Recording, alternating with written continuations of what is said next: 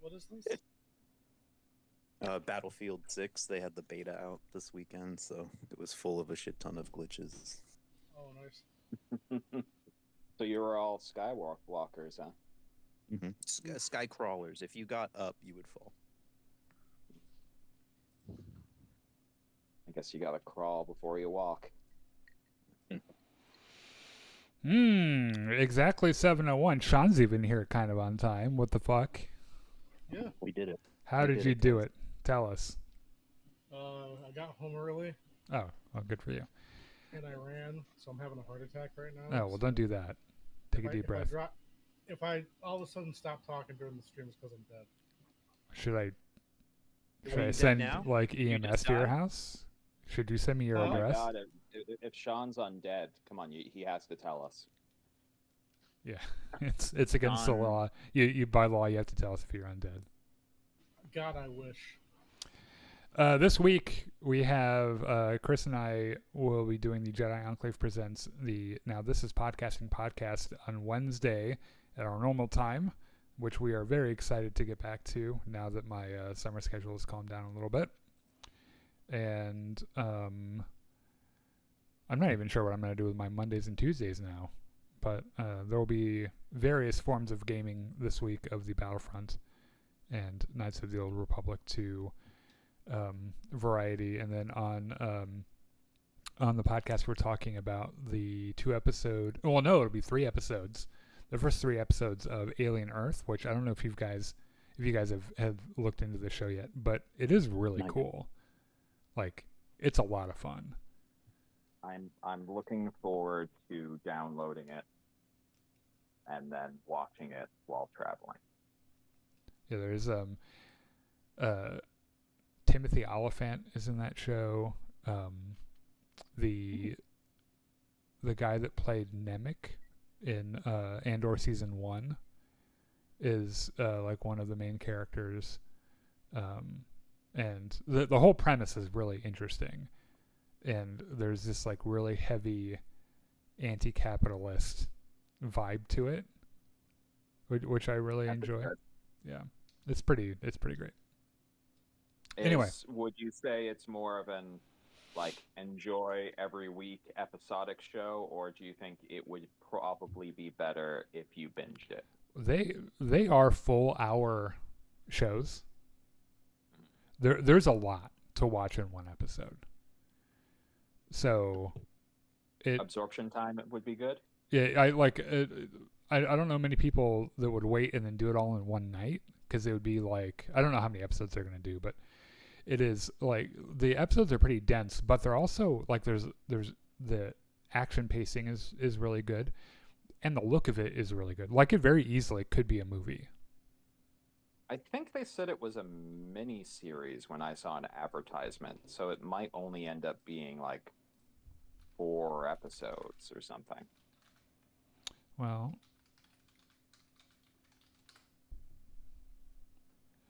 let's see. First 2 episodes. From there, a new episode will drop every week on Tuesdays until the season finale on the 23rd of September. So it's probably I can't really do math. Hold on. That sounds like an 8. 8, yeah, 8 episodes. Yeah, I was about to say it sounds like a Game of Thrones-ish length season, which it's the quality is very, very good, and they don't hide the xenomorph really at all.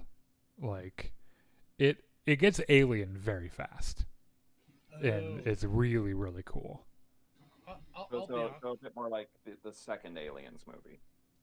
Well, Aliens, because there's Alien and then Aliens, and the and no one knows if it's apocrypha or not, but apparently James Cameron came into an exec board meeting of movie execs and wrote the word alien on the marker board and then put an S with a $sign, and that's how he pitched them Aliens.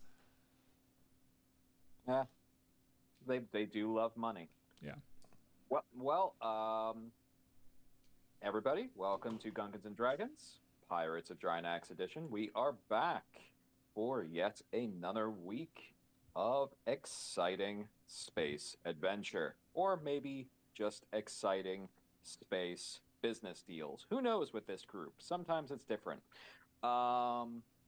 We find ourselves on the planet Borite, where they seem to be having problems with some pesky pirate raiders the past few decades. The intrepid crew has seemingly made a decision that they are going to try to deal with this ongoing issue and attempt to figure out a way in which to kind of solve this problem in the short term. But before we continue, let's start with introducing everybody's characters. Let's start off with April with her character, Andrew. Yes, I'm April, and I play Andrew. She's a spacer from Drynax, and she is the executive officer of the Ganimakkur. And she really likes this idea of hopefully making friends here and getting these people to work with the Empire of Drynax. Also, she seems pretty interested that they're one of their major exports is booze.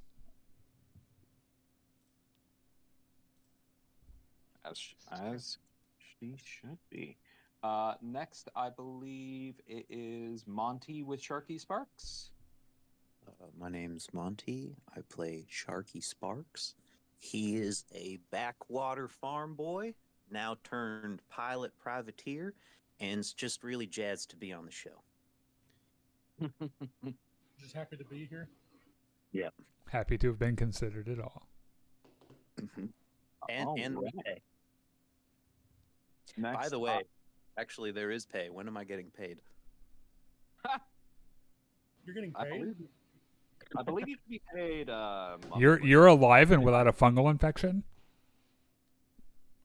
Asshole. That sounds like you're welcome. Right?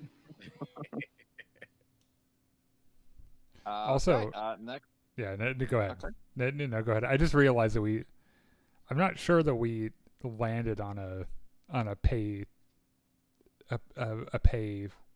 like scale. We might have to revisit that. There is a standardized pay scale for your people. I can kind of. I think April has her spreadsheet of how Right. people are being paid weekly currently. Yeah, we kind of we started rejiggering the numbers a little bit, but I'm not sure. I think well, no, wait. I think you're paying them monthly. Yes. Well, that's awful. I want to speak with my union rep. On to the next introduction. Yes. The pirate union rep. We have Wenton with Sven. I'm Winton. I play Sven Bjorn, who is the ship's security officer. And he's just looking forward to taking out some pirates here. Sounds good. Next, we have Daniel with Ukluna Anks. Who is the captain and former spy and wearer of floppy hats and pirate dusters. All right. And last for the players, we have Sean with Nobody. Say hi, Sean. Hi, Sean. So are we to understand that Irian is now officially dead? No, you're not to understand anything quite yet. But as we continue on, you all are at a new day. You had your rest, and you have a delivery from a William who is coming aboard. He is coming at your behest, and He's got the he is booze, right? He's bringing you a map. The booze has not come in yet because it takes time to ship. Oh, well, don't let him on the ship if he doesn't have booze. We'll go meet him I've- and see what he's got. No, he can come on board, I guess. Depends on how good the well, map yeah. is. All right, so he comes up with the map because I believe it was Sven who requested it. This is of his hometown, Vallington. And he says, "Yep, we have the whiskey distillery right here, right by the river. On the train, it's about a 6-hour trip from here."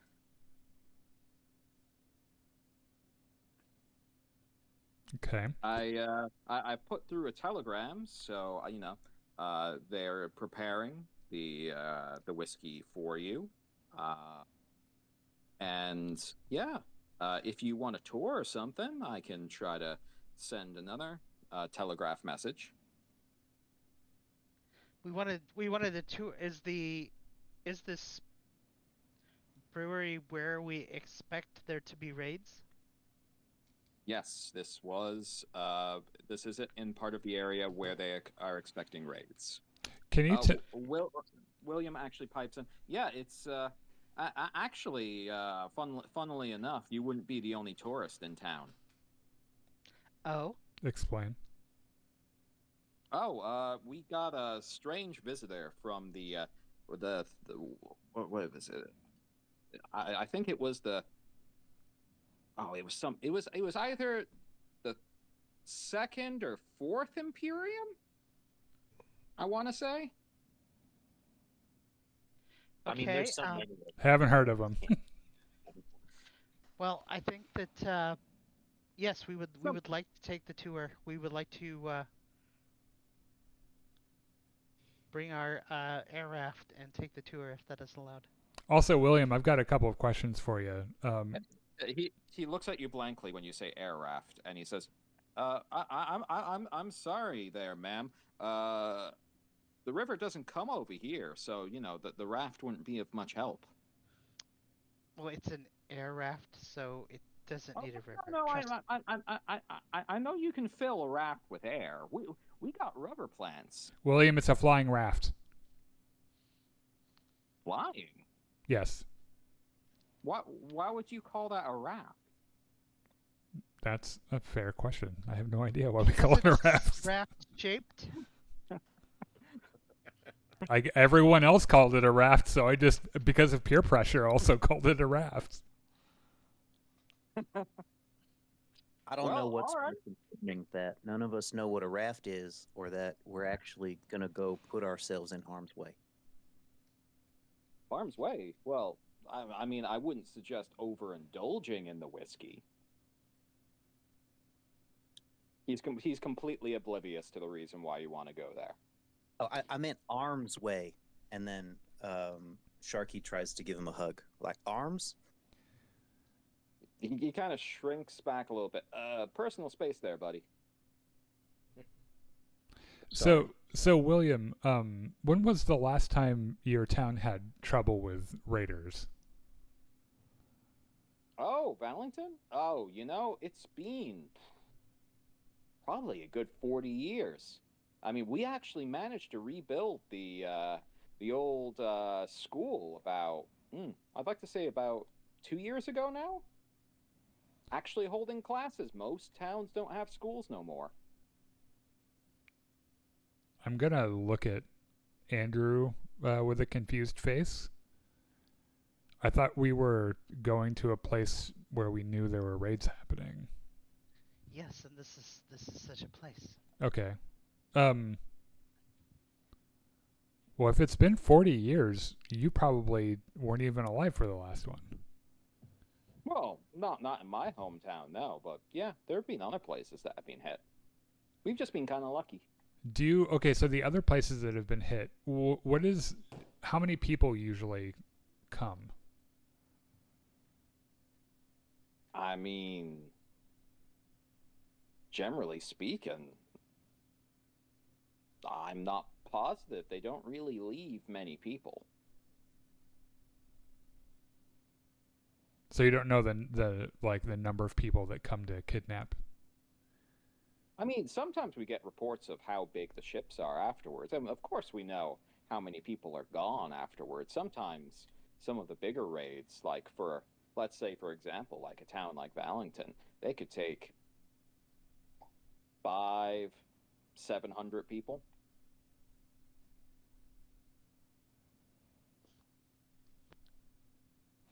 And do you know anything about any of your neighbors that might be in contact with the slavers? His brow furrows, and then he looks kind of shocked. My neighbors contact? That's unthinkable. That would be, wow. No. Can I do a?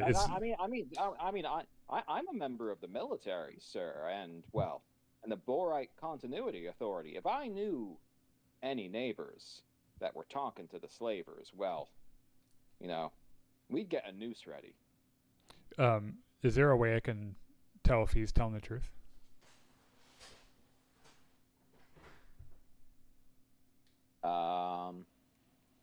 Sure.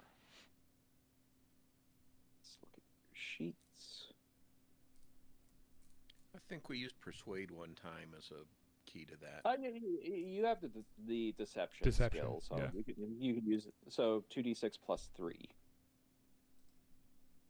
Oh god, I gotta change the numbers. 2d6 plus 3.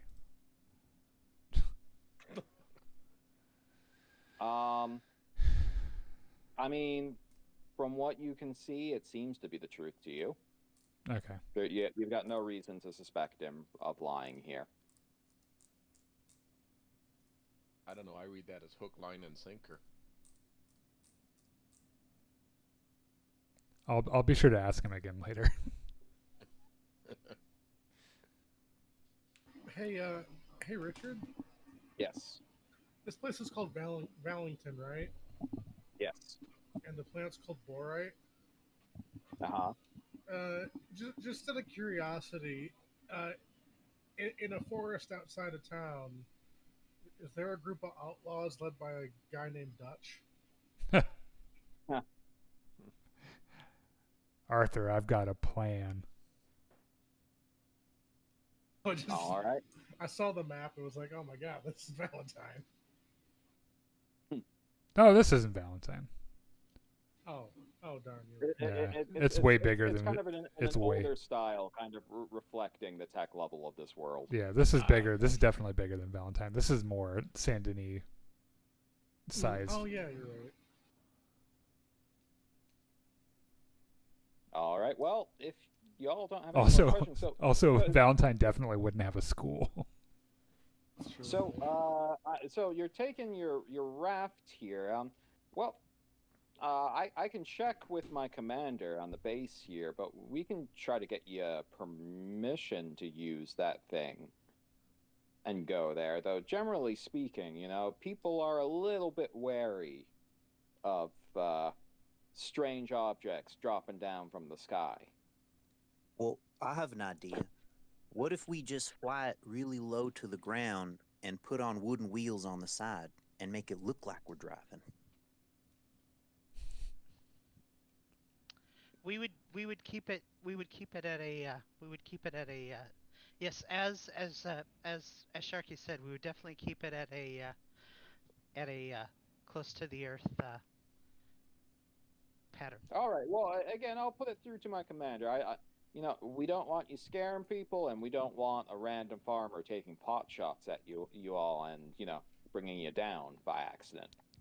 Well, if there's any problem, I would like to speak to whoever, because it's pretty important to us that we have our own transportation.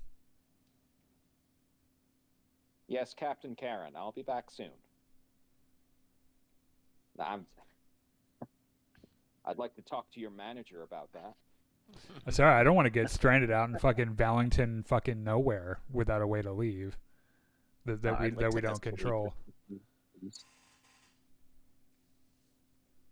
What was that, Monty? Take their busted up train. I was just playing off of the Karen complaint. I would like to escalate this issue, please. Yeah, so the commander of the base will come out to the ship and say, so you have a request to use one of your vehicles to go deeper into a civilian territory, is that correct? Yes, it is not a military vehicle. It's harmless, and we can fly it low enough where it won't scare anyone. Well, to be frank, we have been dealing with invaders from space for quite some time, so regardless of your intent, you might end up scaring people. What I can do is call for our own. We do have a few small aeroplanes, and we can direct you to our own air control and get you a flight path. But I think what I can do is negotiate a space for you to land at the railway yard. But I don't think that I'll be able to get you permission to just fly around the town itself. Does that seem a good compromise in your eyes? No, that's fine. All right. Well, I have to start making some telegraphs and calls. I'll be back in a few hours. He's going to bust out his Morse code machine. Was that it for the session then? Sorry, I was making a joke. So he leaves, and he'll be back in about, let's see, 2 hours. And he'll say, okay. And he'll come with just a sheath of papers. A bunch of them seem to be just like maps of just the surrounding countryside. He says, do we have some place to sit for me to show you this? Sure. We're still on our ship, right? Well, yeah, he left and he came back. So yeah, he's basically at your airlock. Yeah, we can take him somewhere more comfortable. Okay. The common room, maybe. Sure. Bringing him to the common room, he starts spreading out the papers. He brings out a pencil, a protractor, and starts showing you the path from here, the starport, to Vallington. And he gives you a separate sheet with several several radio frequencies to use as you move to different air traffic controllers. And he basically jots down a path for you all to take. And apparently you have a speed limit as well that they'd like you to take. So the journey will take you roughly 3 hours to complete. Well, the point isn't the approval of the journey. The point is to be able to carry our cargo. Yeah. So, I think those terms are more than fair. Yeah, that's fine. And he also brings you all basically a little contract saying that by signing this, you will adhere to the flight path directed. You will obey the instructions of the air traffic controllers, and that you will adhere to planetary laws while you are here, including to and equaling not having weaponry out amongst the populace.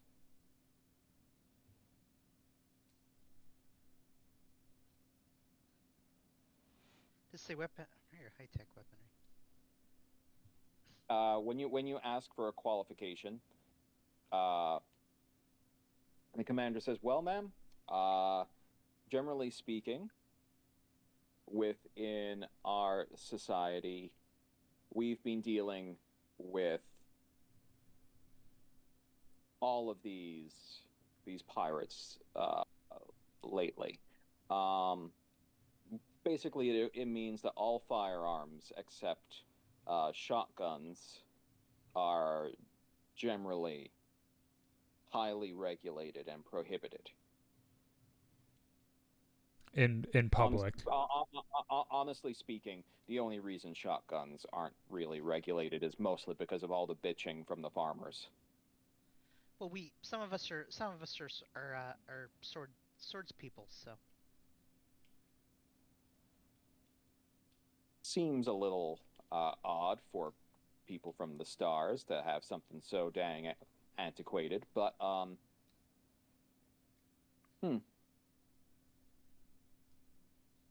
I suppose if you just keep them at your side, there won't be a problem. But if you start unsheathing them and threatening people, well, then the story will change.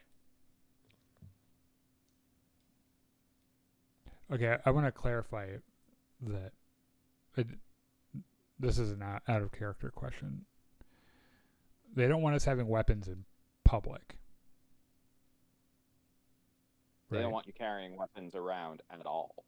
Okay, so while you're at the starport, you're kind of covered by starport rules. Once you leave the starport, you're at planetary rules. Okay, because we're not going to Valenton, Illinois, I presume. Not armed very well. So is this something like we keep That was why we were taking a couple of crates and surreptitiously stuffing them with weapons. Okay, I just want to make sure that like this isn't, we're not going to get stuck going over here with just a couple swords. No, I think the plan was to,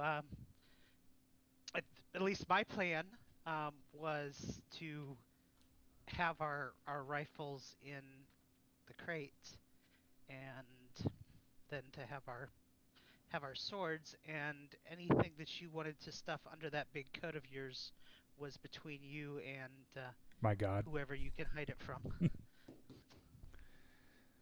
Okay, and what are we gonna do about? I mean, Sven's wearing battle dress, right? Well, we can put that inside one of the crates. Okay, I just want to make sure that because we're. I don't think Sven actually has battle dress. He's got a military. I'm not sure what he's wearing. Talk to you about not wearing her battle dress would be Veronica. I mean. Right, we're bringing Veronica with us. Yes, but she's the one that you're gonna have to explain that to. Okay. Yeah, I mean, I still want her to bring it. I just want to make sure that we're not just going over there with sticks and stones. So do you sign the documentation in front of the commander?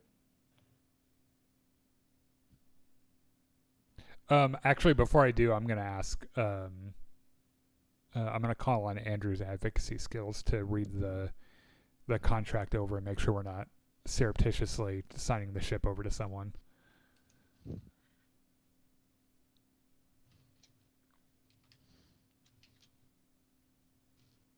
Okay. So Andrew, that would be a 2d6 plus 2.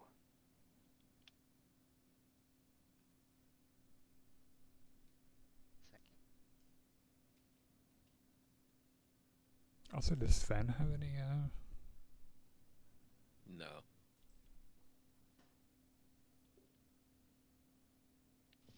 No, but you do have Gambler 0. 13. Yeah. Looking at the contract, it seems fairly straightforward.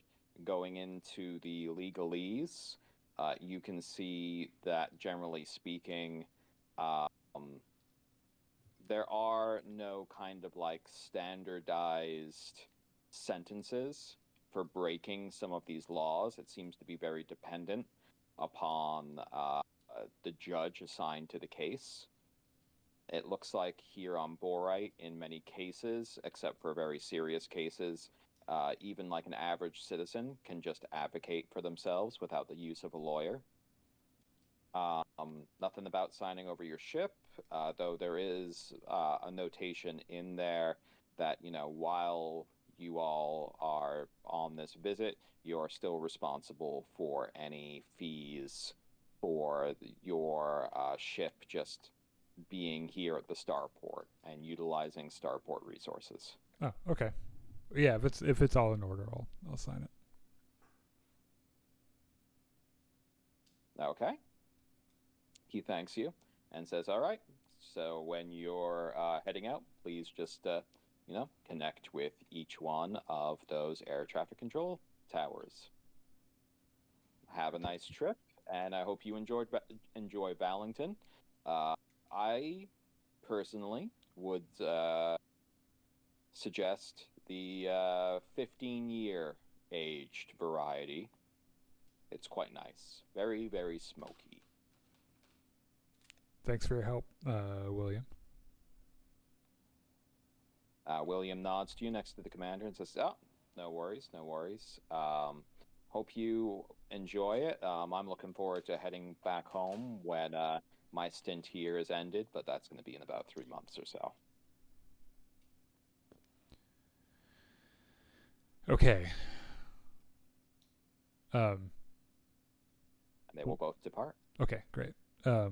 Andrew, we need to make sure that the crew that's traveling with us understand the need to hide their machinery and their weapons.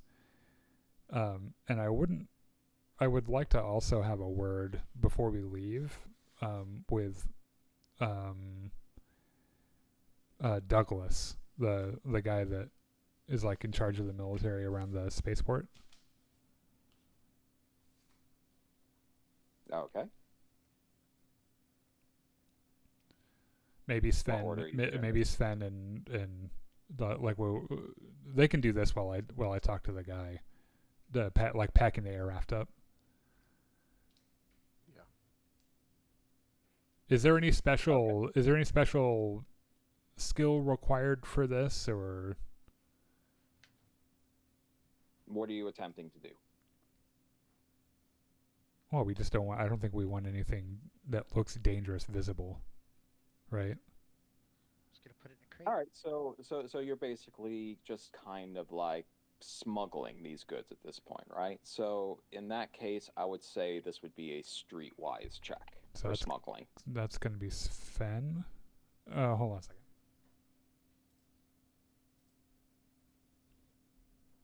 Andrew has streetwise 0. So does Sven.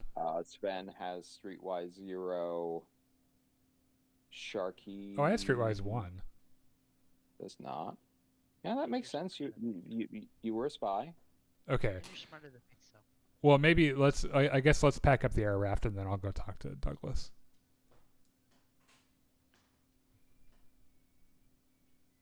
Got to do everything myself. Yeah. You don't want to delegate some of that as captain. Well, what do you want to talk to Douglas about? I want to ask him a more thorough question about the spies. Okay. And I want to get my general read on him about whether or not he's telling the truth. I think we can take care of the raft. Yeah. Maybe you guys pack it up and I'll kick around the tires on the way out, make sure everything looks good. Sounds good. Also, who's Okay, flying? so- Who's flying this motherfucker? By the way, is it Sharky? Sven is Sven has flyer. Sven has flyer 1. I have flyer 3. Oh, you do? Well then, by all means. You're flying. How did you not fly it last time? Oh, that's right. You were in the hospital. I was which time? Because the one time you guys wanted to go out and gallivant and get an emergency pod. Well, no, that was that time, yes, but no, I don't know. How did I not know that? I did. To be fair, I didn't know it until I looked just now. What's my flyer rule? Just out of curiosity, what is that based on? 2d6 plus 2 because you get a -1 for your dexterity. So that's still higher than Sven, right? Yes, Sven is 2d6 plus 1. All right. Okay. Yeah, I guess I'll fly. Do the same then. All right. No, you're right. Yeah. If I have a shopping list, by the way. Where is it in my notes? When we get to a tech level appropriate shop, I'm going to buy to take care of this this dexterity problem.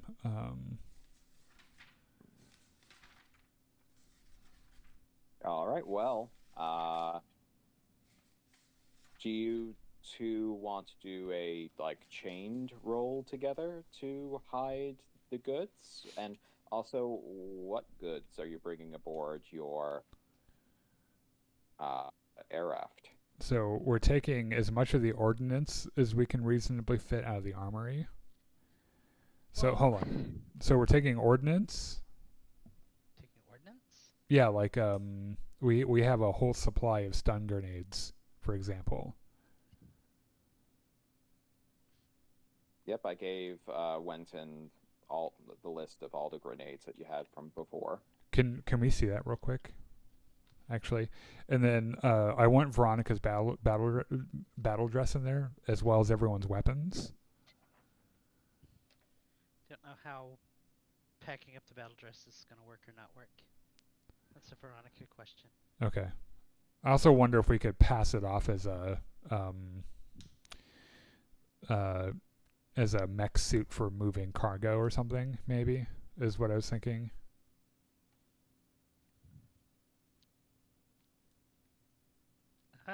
There again, that's a Veronica question. Yeah. I mean, I guess if you take the guns, if you take the guns off, well, I mean, knowing what I know about Veronica's battle dress, it kind of screams murder and mayhem. So I don't think you're gonna be able to fool anyone on that one. We can't throw a blanket over it or something. Well, that's just the same as putting it in a box. Well, does it what does it look like when it's stored? Like when she's not wearing it, is it like an Iron Man suitcase thing or? It is it's more like an Iron Man suit. It's more like a Fallout. It just stands there. Yeah, kind of like Urian's suit. Yes, but lower tech level than Urian's suit, and it has that skeleton / skull motif to it. Yeah, like I said, it screams murder and mayhem. I mean, yeah, I think you'd have to unpack it and put it in a crate, and then it would take a ungodly amount of time to put it back together. Let's would Veronica give us any better information on this? Absolutely. Veronica to the bridge. Okay.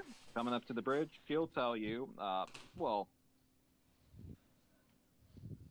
Captain, if you want me to try to go incognito, I can try and put the helmet into a box, and, I got a big old all-weather poncho I could kind of stick over it. After looking at the fashion sense of these podunks here, I think they might buy it. Unless they get real close.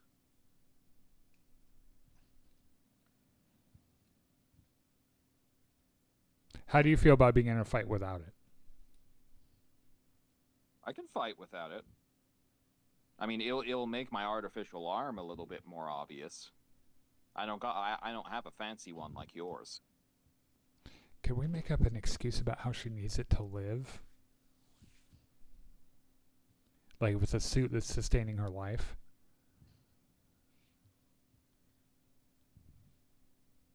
If you want to try to sell that lie, Captain, you're the seller of lies. Okay, I mean, what happens if they don't buy it? They arrest us? They tell her to take it off? Yeah.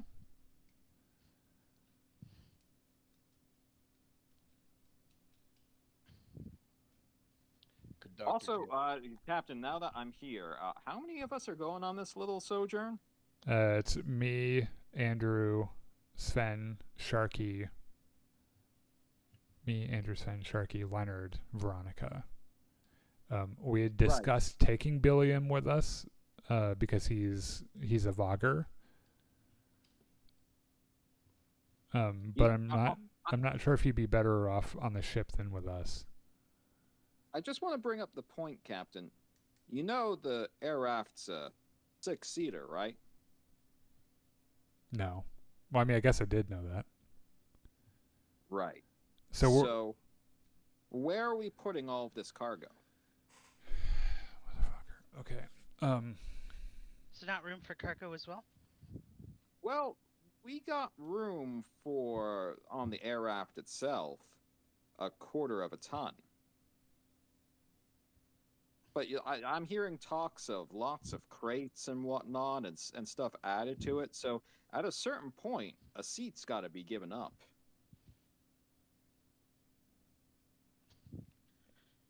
All Again, right. you know, I'm just a grunt, but you know, You're not wrong. I've been. Yeah, it's not. I mean, you're not saying anything stupid. I just wondered About maybe. half of us go on the train early.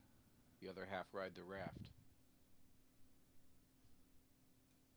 I mean, that could be a solution, Captain. They Going said on the what? train The- early the would give us train- going on the train early would give us an additional opportunity to be seen. It would also give us a good opportunity for some recon as well. But it does mean that half of us are going to be relying on the train for our exit. Or we'd be willing to possibly leave some stuff behind if we need to make a real getaway.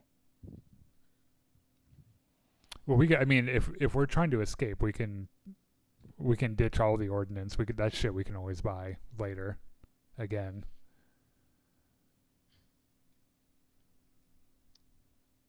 What kind of role does it turn into to have like Okluna sit in Sven's lap, Well, if he's the pilot, that's or like maybe Leonard sitting in Sven's lap? Well, you're also so this is an open-topped thing as well. It's just not meant to do that. It's not going to work very well. I mean, you drastically increase the chances of someone falling out of it as it's flying. Falling out or failing a pilot check or... I mean, Leonard's kind of thin. We can squeeze him in between. Yeah, but... That's a... Okay, so it sounds like a couple people going ahead is probably smart.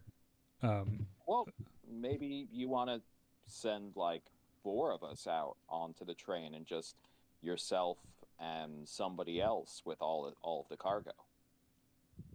Because like, how many of us really need to be on the air raft with you? Because I don't think you're going to be in danger while you're flying up there. Okay, so it would be me and Sven on the air raft. And then everyone else on the train. Okay. Or we could utilize almost all of the seats except for yours, and you could go solo, Captain. Really load you up. Well, I mean, I how don't much? think we have that much to bring. I have no idea how much you want to bring, Captain. Well, okay. Can we get an inventory of what we have first before we... Like, we have... So I have my pistol and my rapier, right? Which I don't need to put... I carry that on my person. Everyone's got their own weapons that they carry on But themselves. we have to hide the rifles in the boxes. Right. Okay, so which rifles do we have to... My rifle, Sven's rifle, and Sharky's rifle. Okay, Well, just, And Veronica's Sharky- rifle. so we have... Sharky's gun is more of a Yeah, we like have 2 rifles and heavy- you know... 3 rifles. Well, no, It's it's a 2 heavy gun. rifles. Yeah, it's 2 rifles and Sharky's carbine thing. Veronica's rifle. Yep, and Veronica's one, and Sharky's has a backpack component to his as well, which makes it even bulkier. Okay, so far I have 3 rifles and a carbine and backpack. I think Leonard only carries a sword, right? He also has a pistol. Is he able to conceal it? He could attempt to if you want. More chances for detection that way, though. Okay, let's just put all the weapons in then. So we have 3 rifles, we have 2 pistols. Right now we're kicking the can around on a battle dress. I don't think she should take the battle dress on the train. So if she's gonna try to wear the battle dress, It'll have to go on the air raft. She'll have to go with you, or it can just go on the air raft. It might be easier if she wears the battle dress and you go in the air raft and you just kind of conceal it. Okay. So how much space do we need for 3 rifles, 2 pistols, a carbine and backpack, and a battle dress with or without person? Didn't you also want the grenades? Yes. What kind of? So we have stun grenades. What are the kinds of grenades we have? We've got 24 military grade stun grenades, Okay. 12 standard grenades, 12 EMP mix grenades. Okay. I think we are most interested in the stun grenades, right? I think I want the EMPs there also. Okay. And those are in separate crates, right? Right. Renton? I think it's 4 crates. Each crate has 12. Okay. Can we use one of the crates and do like a little variety pack of grenades? Or do you want to take all of them? Well, basically the way that they're mounted in the crates are basically optimal for keeping them in there safely. So the answer to that question is no. You can't mix and match them. You can attempt to. It's just if you try to shove more into a crate, it's kind of Well, I didn't more dicey. I didn't say anything we're about. talking about taking a crate of 12 with 3 of each. Or Yeah. Something like Yeah. You could do 12 with 3 of each. That's fine. Yeah. Okay. Or 4 of each. 4 of 3. I don't know. Math. Yeah, 4, 4, 4. All right. So we can bring we could take 4 of each of our different kinds with us, and we'll have 1 crate of grenades. Or 6 stun and 6 EMP. I don't care. Well, also, what is your explain to me the EMP logic here? We don't know what weapons we're going to be up against. What are the EMPs good against? Pretty much anything electronic they should be, right? Yeah. Machinery, electronics, computers. Battle dress. Okay. Yeah. Let's bring one with us then. How about you get to choose? You pick any 12 grenades you want to bring, and we'll bring 1 crate of grenades. How about 9 of the stuns and 3 EMPs? Sold. Veronica raises her hand. Yeah, so previously, back when I was working for the Drynaxian Marines, we did a few stealth ops where, we brought our own weapons in like cargo containers like this. And well, I remember back when I was working for them, part of that procedure was, we needed to kind of disguise what was in the boxes, put other things on top of things, make it look like it's something else. And it sounds like we're going to a train depot, so they might ask to inspect what's in the boxes we're bringing. So won't that take up even more room if we're, gussying them all up?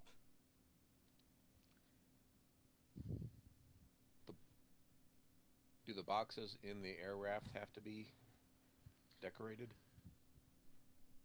I mean, if we want to disguise them, right? Otherwise, they might just open them up and see a whole bunch of grenades. Like, these seem to be fairly simple people, but, even they might figure. I think what she's saying is that whatever goes in the air raft needs to be disguised, not necessarily the people who go on the train. Mm-hmm. How much extra weight or space would it be to do that? It also depends on what you guys are trying to disguise things as, or what you're utilizing to do that. I'm not picky. I want it to be disguised as not ordnance or weapons. I don't know, what do we have? What do we have to put on top of them? I guess is a more important question. Spare parts. Could we? Textiles.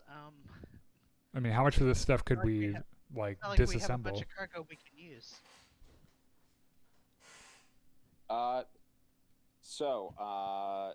Sharky, if you're there listening to all of this, you will remember that you do know of one crew member that's been kind of cultivating cargo.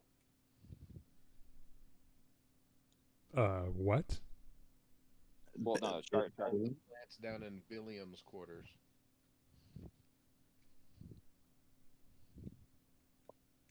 I don't know if Sharky would be volunteering someone else's things.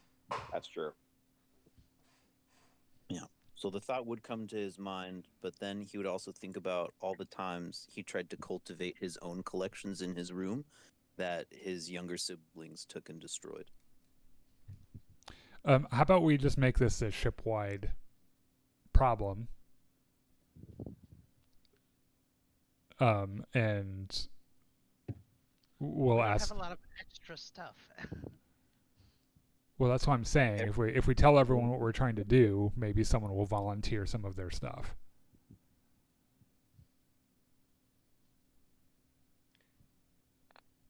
Okay. How much of the stuff in med bay could just be space consuming? Looks like we're coming in with general medical supplies.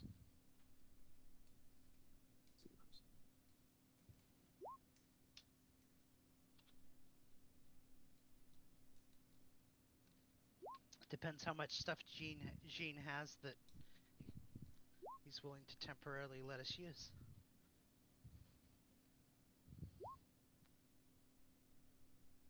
Oh, that was weird. Okay. Let's see. Oh. Gross. Okay, cool.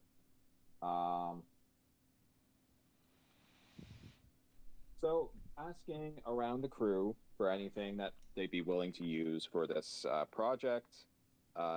You have Dr. Jean says he has some basic medical supplies, bandages and whatnot that he could use for the effort.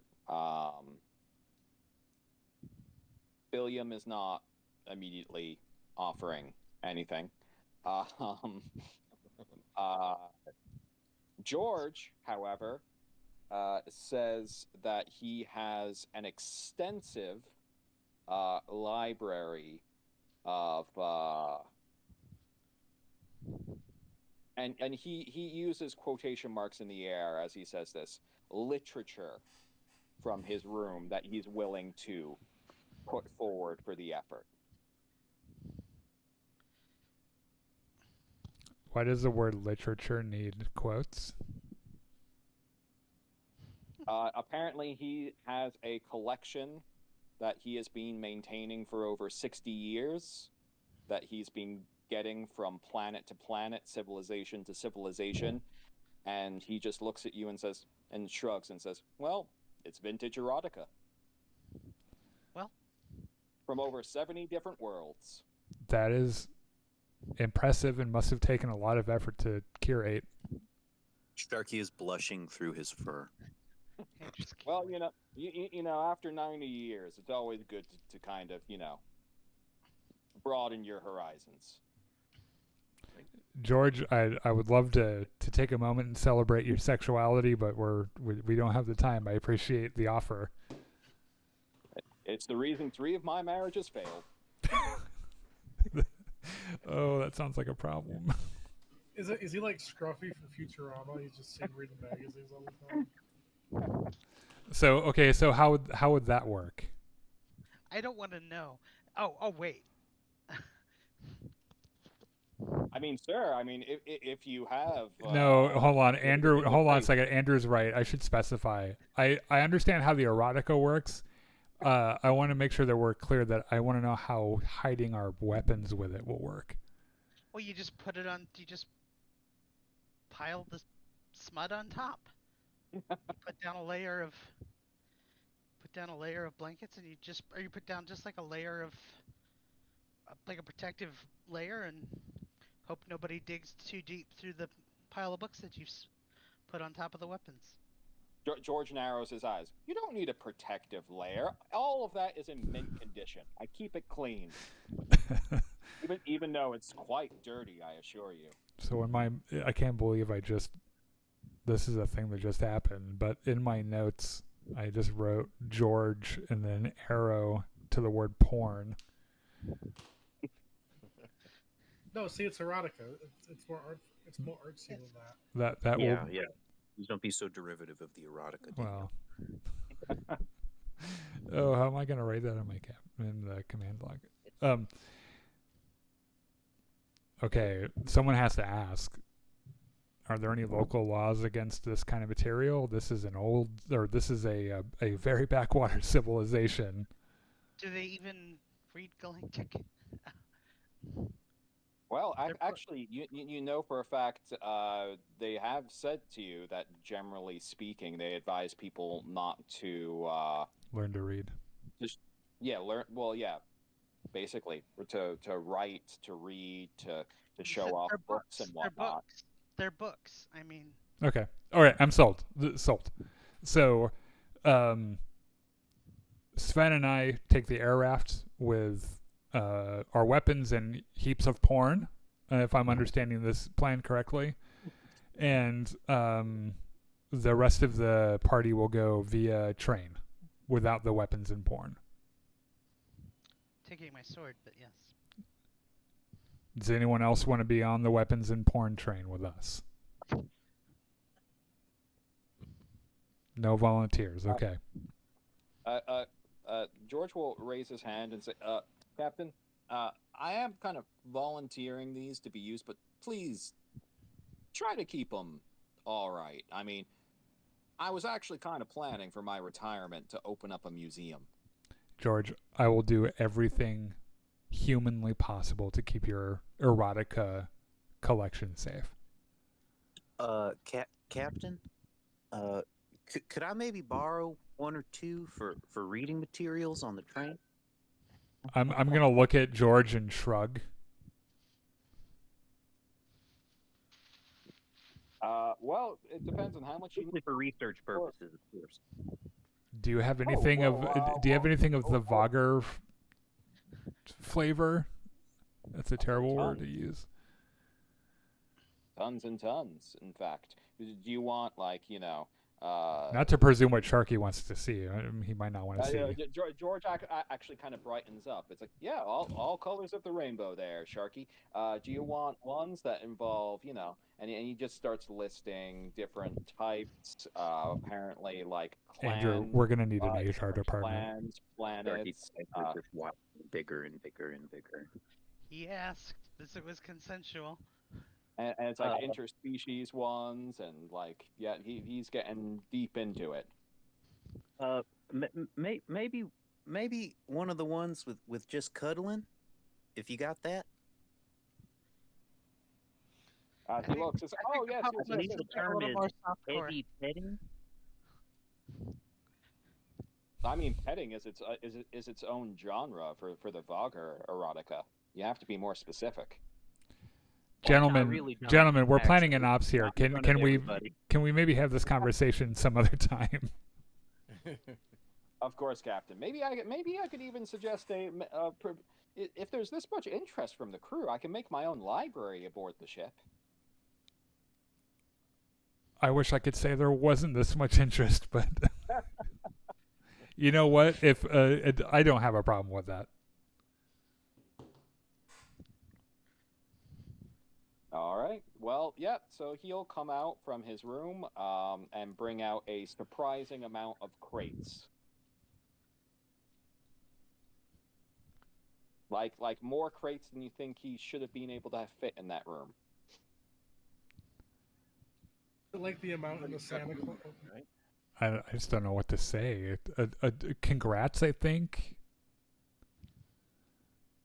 Oh, everyone has to have an interest, Captain. No, that's fair, and I'm glad this is yours. I love you because of it, not in spite of it. Sexuality is a spectrum that spans the galaxy. I'll give him a thumbs up. Sharky will give him a high five. All right. I don't know where the hand's been. So let's get this shit packed up and looking nice. With guns All right, underneath it. So if you want, you can do this as a kind of chained roll, or only one of you can do it. Richard, which is more likely to give us the highest amount of success?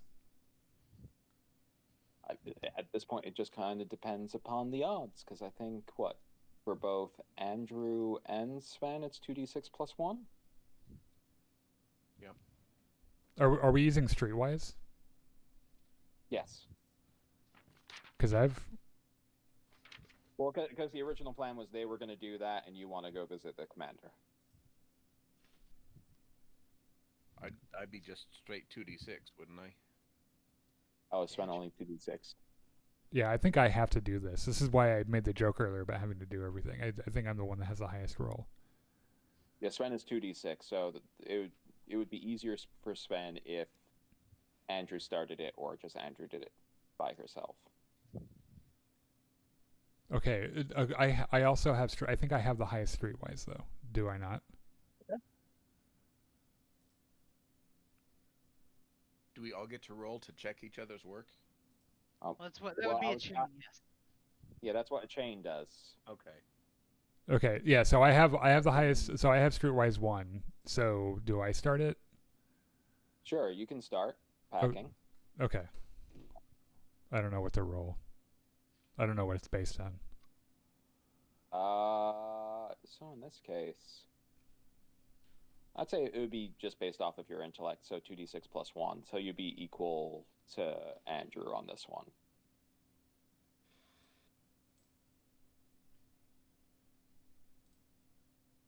$10. Okay, so a 10 would give Andrew a bonus. You're welcome. So for Andrew, this is going to be 2d6 plus 2 now. Hey, Richard, I gotta go use the bathroom. Sure. That's not gonna impact. 11.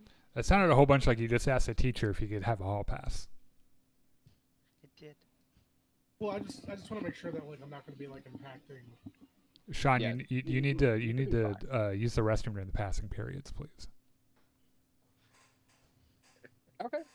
And now if, so that is another success on top, so that's plus 2. If Sven wanted to roll, it would be 2d6 plus 2. Okay. And a success. Okay. So all 3 of you working together, you kind of fill up the air raft with various different crates, covered by smut. There's no better way to say it, is there? It is just porn. You tarp it. You kind of tarp it all down. You bungee it all down in place on the various seats, leaving just 2 seats up in the front. Perfect. George kind of looks over at the side, and he seems to be trying to look nonchalant as he kind of floats there. You know, he's pretending to kind of work on some different panels and whatnot. But every once in a while, as you're packing it all up, you can kind of see him wince. Not a scratch, George. Thank you, Captain. Thank you. Let me realign this relay. He keeps working. All right, let's. I want to, before we depart on this, let's get Douglas, the one guy, in here. Okay, so Douglas is the commander, so he'll, if you try to get back to him, it's probably at this point a couple of hours later. He'll say, "Oh, yes. How can I help you again?" I was thinking back on our conversation yesterday, and I wanted to know what other information you could give me. You mentioned that there were people embedded in the population that send back information to the slavers. Is that right? It's an ongoing theory. Do you have any suspicions on how the network works? I mean, I suspect they probably have technology like you do on your ship that's capable of bypassing any sort of listening devices that we have. Have you captured any of those spies? No. Not well, at least not that I know of. I'm responsible, like, here at the Star Yard, at the shipyards. Not the shipyard, the starport. Yes, that's what we're... Okay. So yeah, I'm not really part of like intelligence. Well, I've heard things through the grapevine. Everyone's a part of intelligence. They're just not aware. Do you have any personal theories about anyone who might be involved? I mean, if I did, I probably would report them to the government. I mean, I would say maybe people that would stand to gain for having some of their neighbors disappear. Sorry, what I meant was, do you have any personal theories about people in particular? Like, do you know anyone that you think might be involved? No, I don't know anyone personally who I would think, well, it's a very despicable thing. And can I get a read on his honesty? Sure. What is it? 3. 6. I think it's 3. Your soch plus your deception. Yep, 2d6 plus 3. 11. He seems pretty sincere. So I don't sense any trace of deception at all? No, he seems pretty straightforward with you about that. Perfect. All right. Well, I'm going to be leaving my ship here while we go and take a visit to Vallington. My assistant will be in charge of the ship. He'll be in command of the ship. His name's Vim. This is a great crew. So if you need anything, coordinate with Vim, and he'll help you out. Yeah, no worries. I mean, that Hiver ship has been here for months, and, you know, none of these Oghma raiders have tried to attack us since. So. Well, you probably. I know you folks do weapons a little different. You probably don't realize how terrifyingly armed that ship is, do you? Well, I mean, those creatures do seem to have a lot of arms. Like, one of the arms looks like its head.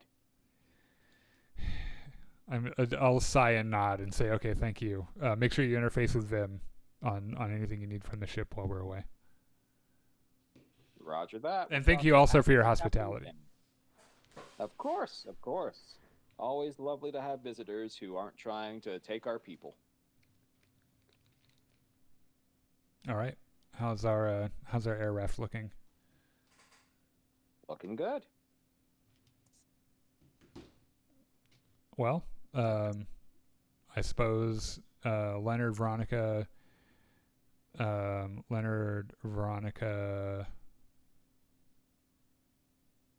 Who else? Sharky. Yeah, Leonard, Veronica, Sharky. Andrew's in command. Yep. So you guys are on squad Andrew. So listen to what Andrew says, and then we'll meet you guys in. I keep having to look back in Vallington. Apparently, this tiny little town. Okay. So you're all heading outside. You can get one of the trucks to bring you to the railway station free of charge. Though they will tell you that they will charge you for tickets.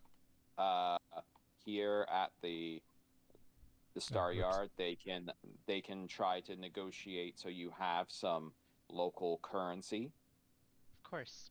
To buy tickets and whatnot, because they're more equipped to do that exchange for you. Absolutely. How much are you interested in getting? $1 million. What do we need for? Well, what do we need for train tickets? I assume we're doing the big deal in credits.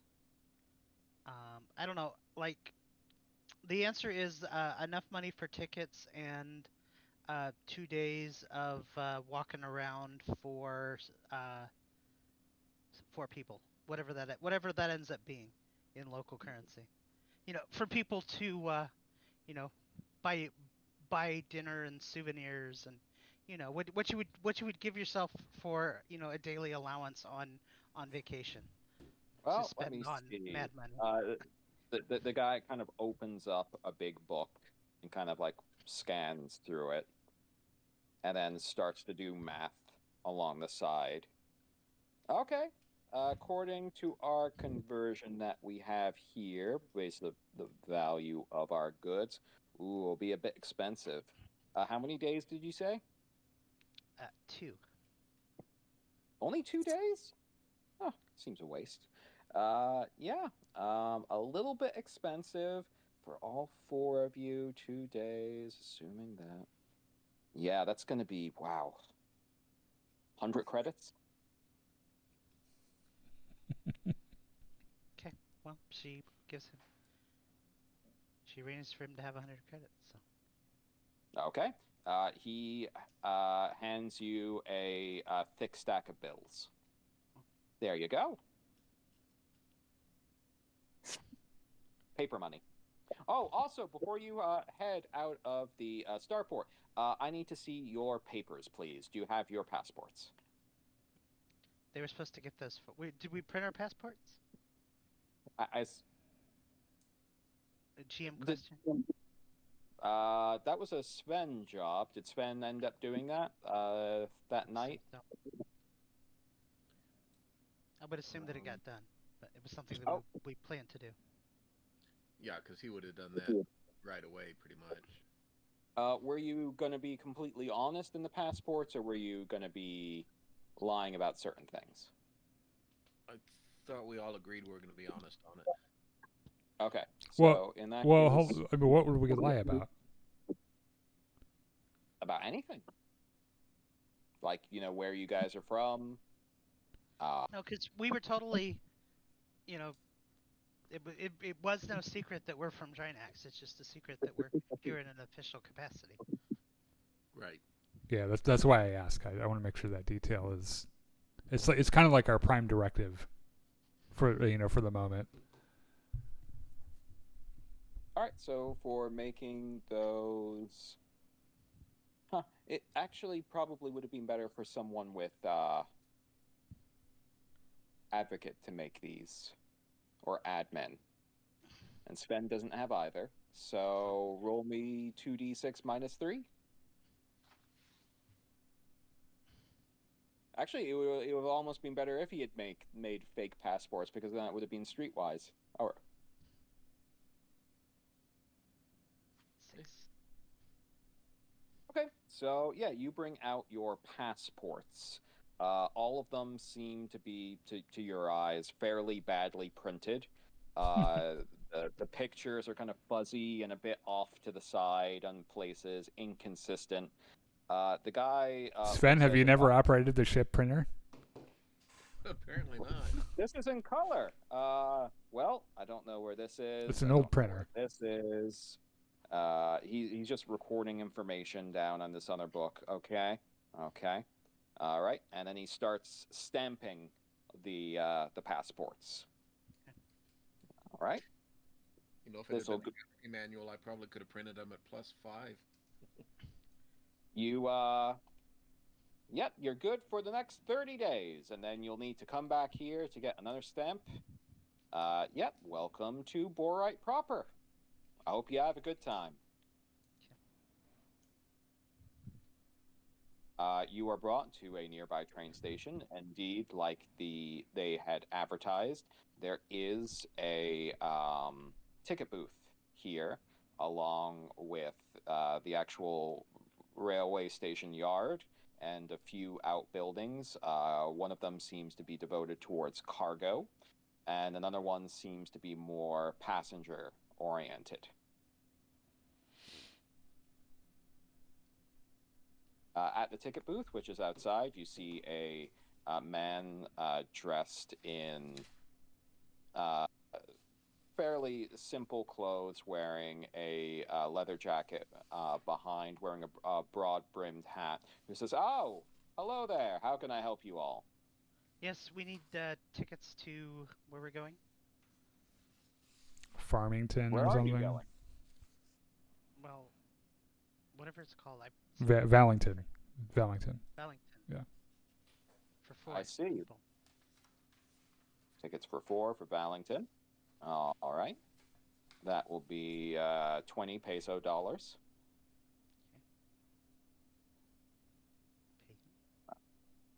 Okay, paying. All right. You can. The train will be leaving in about an hour. It should be here in about a half hour. Please wait for everyone to disembark before entering. You'll hear the conductor yell, "You're not the only one waiting for this. We got a few other people in the passenger area. There's some snacks and whatnot that you can buy. There's a nice young lady that sells sandwiches there. Oh, and yeah, there's one other person that's a little bit off the beaten track like you all there as well." Okay, where's that? Oh, really? We don't need any new friends, but thank you. Speak for yourself. Okay, going into the passenger area. It's a larger wooden building that is pretty sparsely inhabited. You can see that there's a little booth that's being constructed inside, where there's a woman with a bunch of different sandwiches stacked high to either side of her. She's looking a little bit gloomy. You can see a few people with lunch boxes off to the side that look like they're workers heading home, but they're not really focusing on anything else except for the creature that's floating in the middle of the room. Okay, what kind of creature's floating in the middle of the room?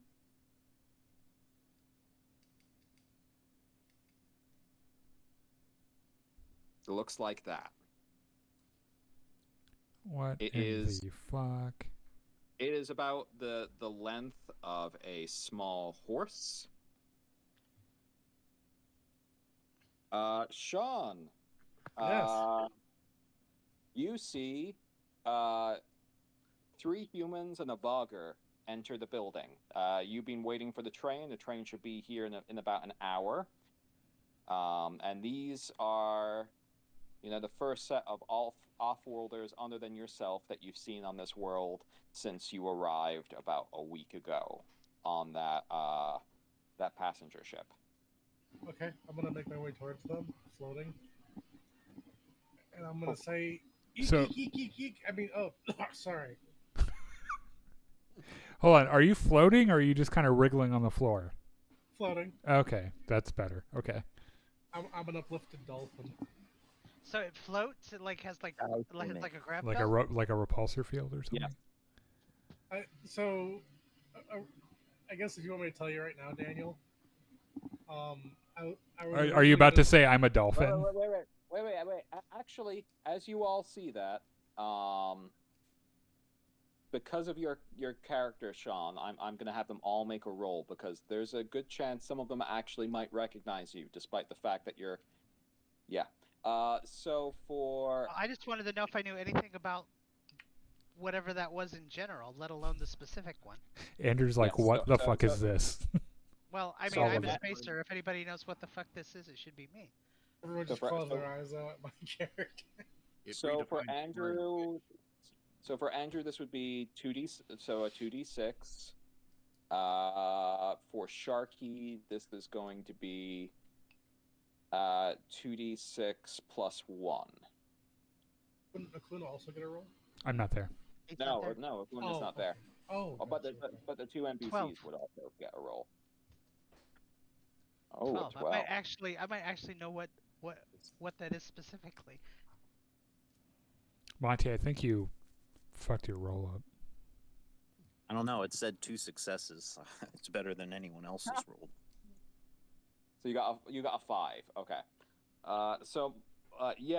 Sharky, you've never seen anything like this before. Leonard equally looks a little bit baffled and is like, "What the fuck?" Veronica snaps her fingers and says, "Oh! It's that fish that worked for the Imperium."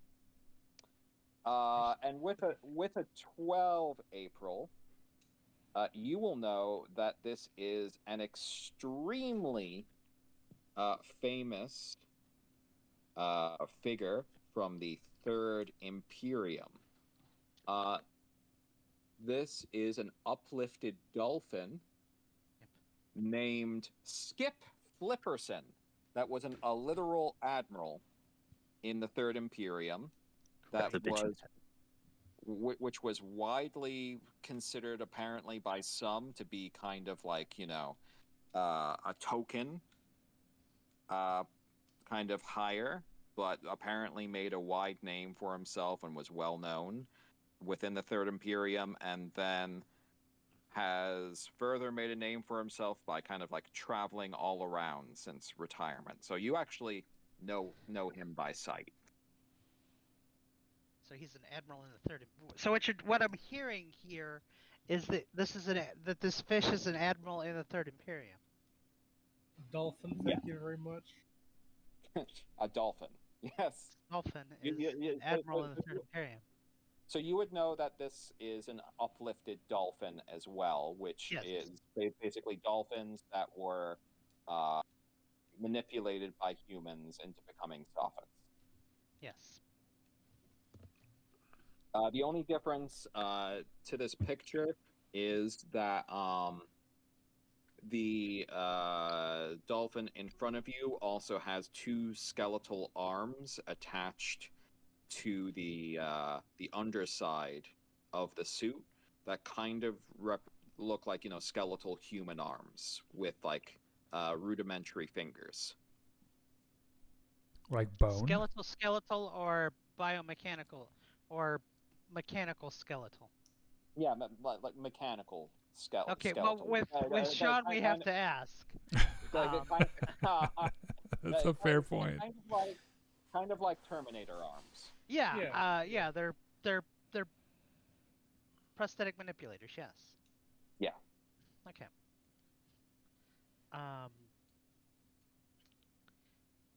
Andrew tries not to glower. Greetings. Oh, hello. Sorry for going back into dolphin speak there. Sometimes, old habits die hard, as they say, right? Well,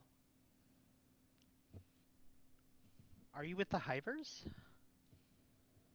No, I'm just I'm here just on a vacation, I suppose. Are you also on vacation here? We're traders. We're doing business. I'm a trader. I'm doing business. Ah, nice. I'm gonna extend out my robotic hand and be like, retired Admiral Skip Flipperson. You could kind of feel clicking in your chest as he gets near. What does that mean? Oh, that he's using echolocation. Okay.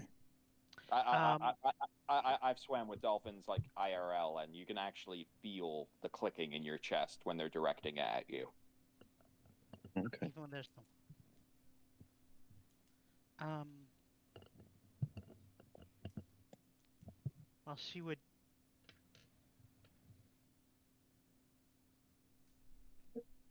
could try to shake his hand or do whatever is appropriate.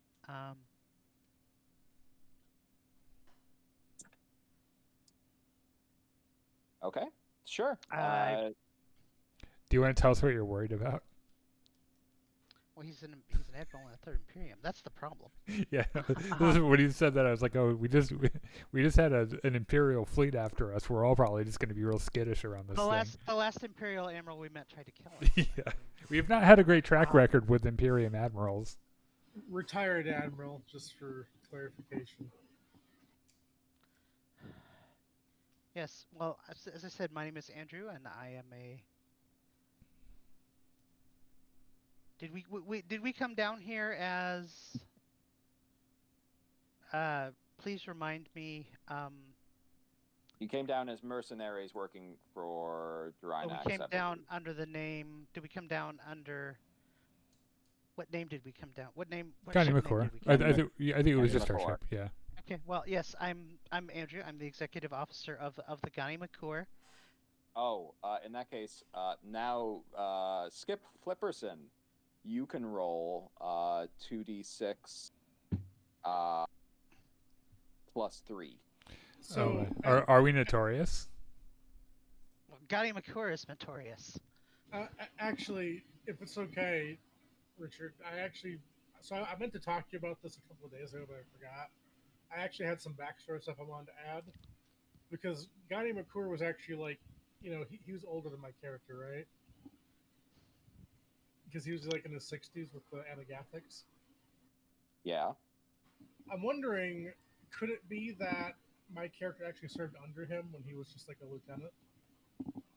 Well, Ganimakkur never had a command, though, did he? Yeah, he never got a command, so there would never be a point where he was serving under him. Oh, well. Oh, so like I wouldn't serve under him as like, if he was a commander, I wouldn't be like a lieutenant under him or something? Like, the most that Ganimakkur really got to be while in active service was a lieutenant. Oh, okay, gotcha. Maybe you have his book and you met him. But you said 2d6 plus 3, right? Yes.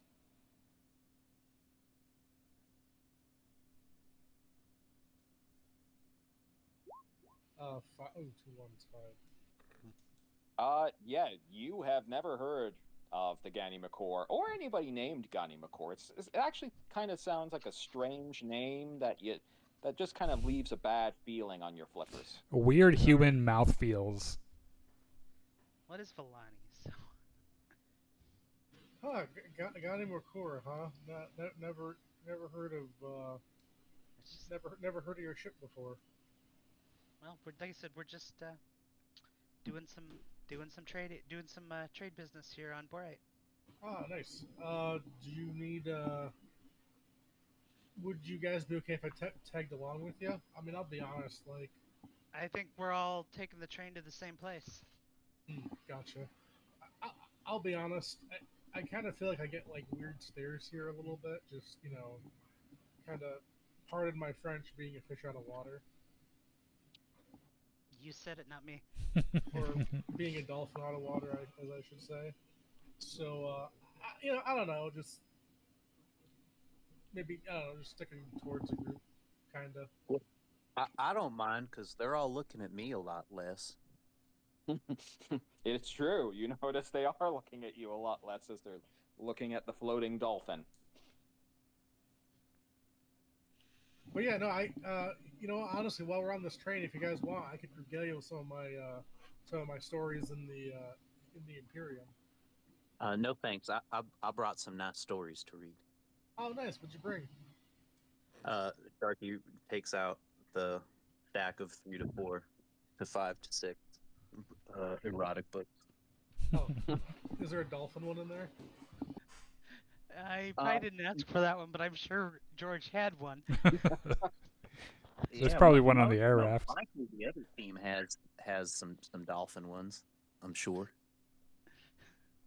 You just, I'm gonna look and be like, you're just gonna read that out in public? So as he says that about the other team, roll me 2d6 plus 2. Who? The Skip. Oh. Okay. Skip Flipperson. 10.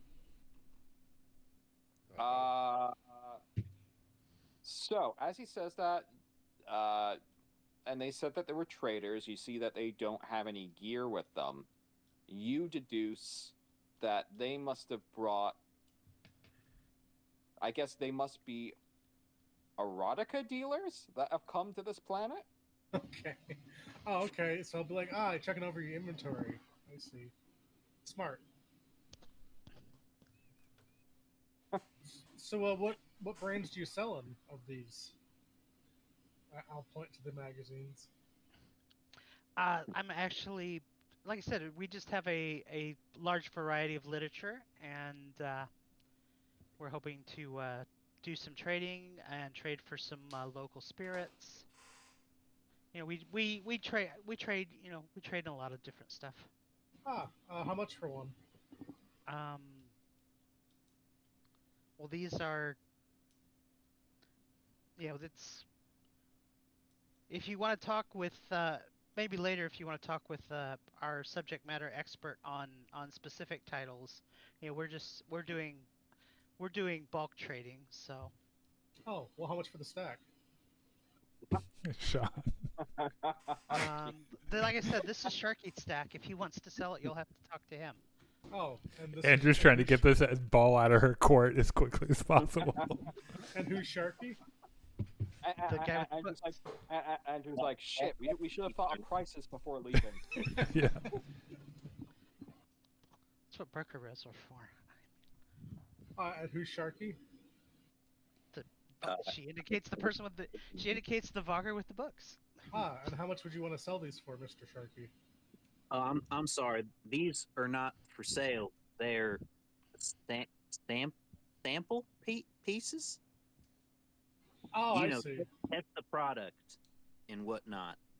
I see. So they're I see. Leonard leans in and says, yes, Sharky's new to our trading enterprise, and he's just kind of learning the ropes, as it were. That makes sense. He needs to sample the goods. So, do you have any goods actually on you to sell right now? Veronica yawns, puts her hands behind her head, and says, "You don't get high on your own supply." And then I'm gonna see Veronica and be like, "Oh, that's a sweet battle suit." She's not wearing her battle suit. Battle suit. She looks down at her poncho and it's like, I guess maybe if you're a dolphin, you might consider something that keeps you protected from water to be a battle suit. I bet Veronica just for a second shat her pants and thought maybe she put it on just out of habit and was wearing it and didn't realize it. I mean, whenever she's wearing it, it doesn't really feel like she's wearing anything at all. She knows how to wear it like perfectly for its capabilities to help her move. So she's just like, oh shit, no, I'm wearing just. Speaking of erotica, I'll file that thought away for later. Oh, God. But I'm gonna amend a little bit of role playing here, if that's okay. Instead of the whole kind of stick with you thing, I'm instead gonna say, well, I mean, if you're gonna go show it off at this place, I mean, I might go with you guys. Actually, it'll be fun to see, how you, sample the stuff. Are you sure you want to see that? Sharky is blushing through his fur again. That's usually the private part of this whole transaction. Well, like I said, I think that the train's going to the same place, so we can discuss that along the way. Gotcha. And you said your name was Andrew, right? Correct. And you're you captain your own ship then as a trader. I'm the XO, yes. Okay, the XO. So then who's the captain? Some asshole. My boss is the captain. The captain's the captain. Gotcha. So, I understand. So you said that you were formerly an admiral? Yes, retired admiral. Retired with honors. A couple of years ago. Been kind of, just part of the Travelers Aid Committee, or what's it called? Society, Travelers Aid Society. kind of Travelers Aid Society, being like the first dolphin in the Imperium. Why, pardon, pardon my self depreciation, but why did you come to such a backwater asshole as the Trojan Reach? Oh, well, Most Imperium people I know seem to think of us as backward yokels on a galactic scale. I mean, like I thought it'd be cool to visit here, and also I was, kind of scheduled to give like a, like Travelers Aid Society thing. We were stopping here, and I thought, oh, it'd be kind of interesting to see like a more, you know, interesting world So like you this, have I a guess. ship? I don't have a ship. I kind of just, I kind of just fly with the Travelers Aid Society. Kind of how I make my living. Giving speeches and whatnot. Giving, talking about the good old days, I suppose, as an admiral. I see. Hmm.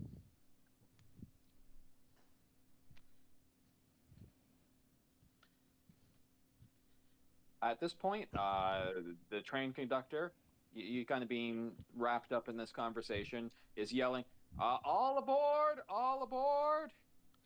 Well, this is us. Train to Stonington via Ballington." This is us. If you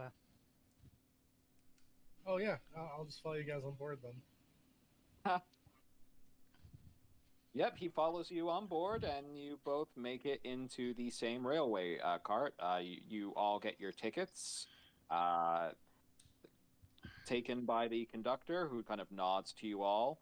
He pauses for a second at. Uh, sorry, I still have to get used to your name. skip, Flipperson. skip. Skip, Skip, and says, can you speak? Yes. Ah, speak? okay. Sorry, I was just making sure that you paid the right rate. Yes, this is the right ticket. Ah, gotcha. Also, sorry if I might ask this, but if you can fly, why are you taking a train? Well, the train's faster than me flying. I can only fly. I can only really hover above the ground. He beams as you say that. Well, look at that. Well, my train's faster than a flying alien. You learn something new every day. All right, all aboard. And someone apparently needs to answer the phone. Oh, I think the conductor needs to answer his phone. Maybe he should stop talking to the dolphin for so fucking long. All right, so getting on, the train starts. You can see outside the brownish waves of grain just start to pass by. As you can see, a column of smoke and steam just trail by you. Yes. Okay. Well, Akluna is, or sorry, not Akluna. Andrew is kind of interested in hearing some more about the dolphin and his travels. So they'll probably take some conversation. She will take a moment to do some obvious use of her tablet. That's coming up, and she will while she's doing that, she will text Akluna, Imperial Admiral, uplifted dolphin on train alone. Advise? Question mark. Hold on a second. And she would give the name as well. Do you guys like the What's little it? nod there in the name? What's your name again? Skip Flipperson. Skip Flippers. Oh, since you were in the Imperium. Yeah, I was about to say, what do I know about this guy? Yeah, so let me just look at your skills here. 2d6 plus 4. 10. Nice. Okay, so you know pretty much everything that Andrew knew, and because that you were in the Imperium as well, you kind of have a list of known officers and ships that Skip worked on. And you do know that for a stint towards the end of his career, while he was still a captain, he actually worked underneath Admiral Isabel Westing. Oh, fuck. Served under Admiral Isabel. Admiral Isabel Westing. I will text Andrew back. Well, how am I gonna phrase this? Known associate, Admiral Westing. Recon. Question in recon.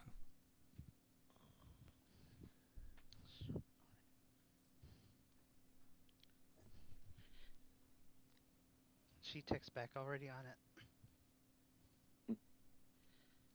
He didn't seem to know. He said he didn't know who we were. And he said that he's traveling alone. He seems to be traveling alone. But I will continue to let him regale me with the tales of his time in the Third Imperium, then for sure. That's really interesting. Sorry.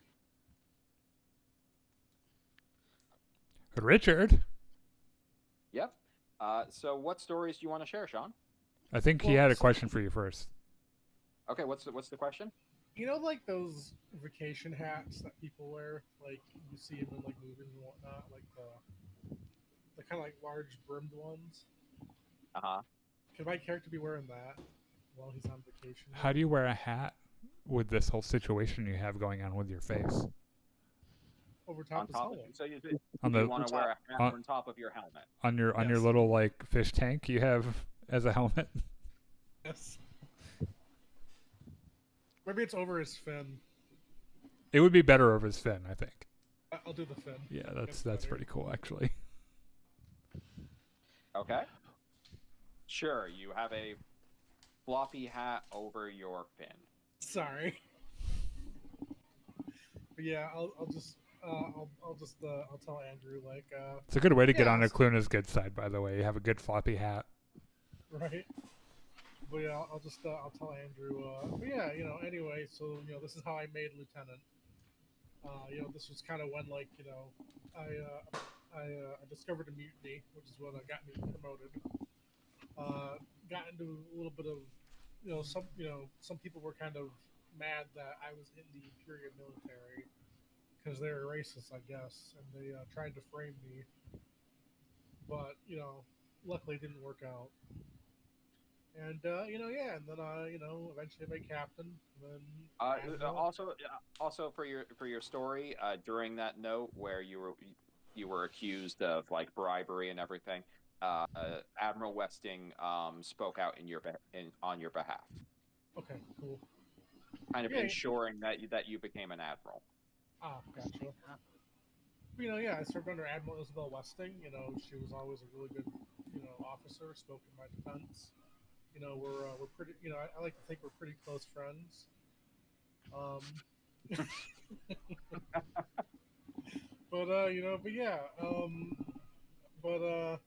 Anyway, though, I've been kind of talking about myself a lot. You're.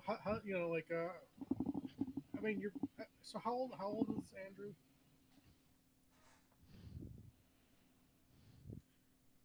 Just out of curiosity. I think that's for Andrew to 30. share. Well, she's 34, so I don't know what kind of judge, or if you're asking, are you asking or are you trying to judge? And what kind of judge of human aging are you? I mean. Well, I guess I'm trying to judge, but I was just curious. Sorry. Well, yeah, she's in her, like you said, she's in her mid-30s. I don't know what kind of judge of human aging you are, but you compare every human woman to Westing, whether or not it's younger or older looking. Well, then she's definitely younger than Westing. I think Westing is old. So. Well, No, what he's actually going to compare Andrew to himself. He's going to say, but anyway, though, like XO, like at a human. I mean, you seem like as a human relatively young. To make XO is like pretty, is pretty incredible. Uh, you know, what stories do you have like serving as as a trader? It's mostly boring trader stuff. We mostly boring trader stuff. She talks she talks about broker stuff, which she talks about broker stuff. So my character might not be 100% understanding it, but he's no less interested because he likes learning things. And then he's actually going to say, "So, I'll admit, um, you know, being part of the Travelers Aid Society, kind of getting my meals comped and whatnot for going on these cruises, talking to people reliving the glory days. It's fun and everything, but I've kind of been yearning to like be part of a crew again, and maybe I don't know, maybe not lead a crew, just kind of joining, maybe like lending my expertise to like you know someone else, I suppose. Uh, would you happen to have an opening on your ship? That would be a captain question. Ah, gotcha. Um, Would you mind introducing me to your captain? well, I'm sure if the opportunity presents itself, I'm sure we will. I'm sure that if you're going to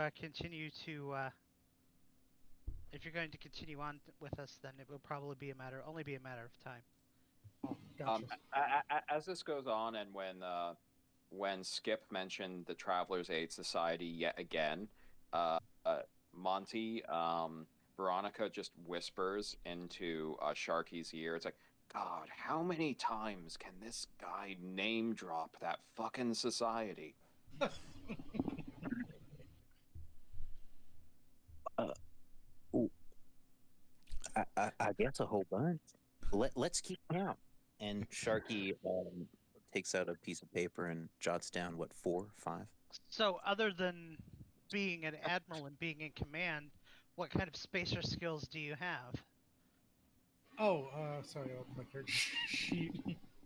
This has rapidly become a job interview now. Well, no, it's well. He said he wants to be a crew member. He said.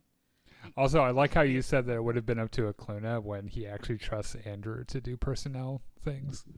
Just passing the buck. I said, no, So if you'd asked me, I'd have been like, "That's Andrew's call. It's not mine." Okay, so my skills are, decent amount of piloting. I can scout decently okay. Uh, you know, pretty good with the gun. Not gonna lie, very good with the gun. You know, Do you have a? yeah, and I'll show. They Andrew let that- you bring. They let you bring your gun. We weren't allowed. I mean, I'm a retired admiral. They kind of let me bring it everywhere.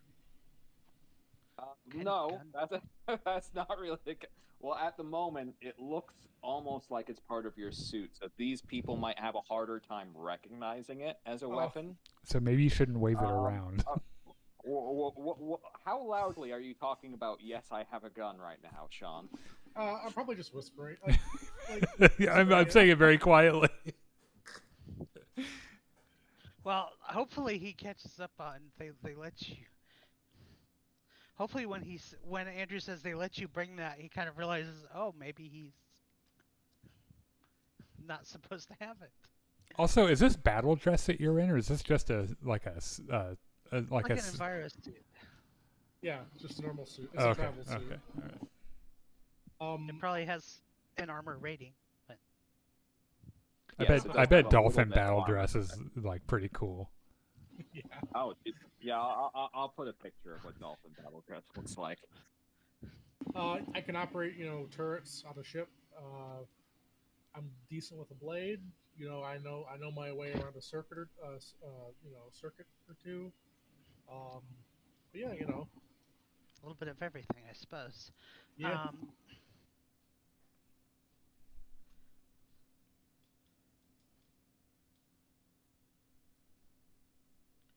And I'll admit, I think my greatest skills is just my time in the in the Imperium Navy. And I don't know, I'd like to like impart that wisdom maybe onto like someone else. Just